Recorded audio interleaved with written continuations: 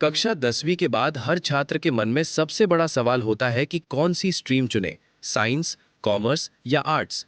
बहुत से छात्र अपनी स्ट्रीम दोस्तों को देखकर, परिवार के दबाव में या सिर्फ अपने अंकों के आधार पर चुन लेते हैं।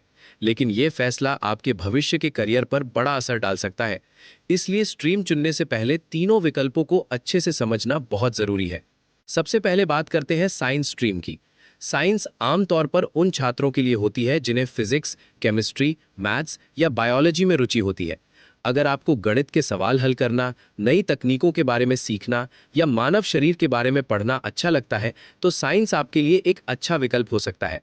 साइंस लेने के बाद आप आगे चलकर इंजीनियर, डॉक्टर, वैज्ञानिक, पायलट या डेटा साइंटिस्ट जैसे करियर चुन सकते हैं।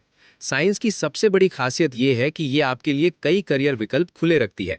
हालांकि साइंस थोड़ी कठिन भी होती है, इसलिए इसे वही छात्र चुने जिन्हें कॉन्सेप्ट समझने और नियमित पढ़ाई करने में रुचि हो।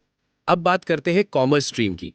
कॉमर्स उन छात्रों के लिए बहुत अच्छा विकल्प है जिन्हें बिजनेस, फाइनेंस, अकाउंट्स और इकोनॉमिक्स में रुचि होती है।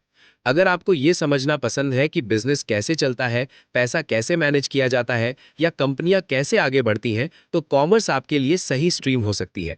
कॉमर्स लेने के बाद आप chartered accountant, CA, company secretary, CS, banking, business management या एमबीए जैसे करियर चुन सकते हैं। जो छात्र भविष्य में अपना बिजनेस शुरू करना चाहते हैं या फाइनेंस की दुनिया में काम करना चाहते हैं, उनके लिए कॉमर्स एक बेहतरीन विकल्प है।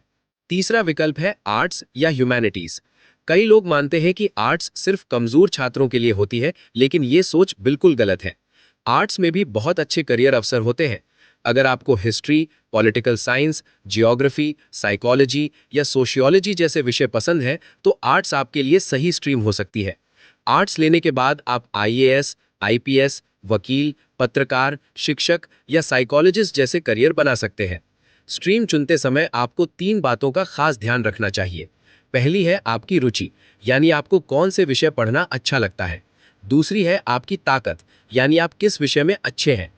और तीसरी है आपका करियर लक्ष्य, यानी आप भविष्य में क्या बनना चाहते हैं।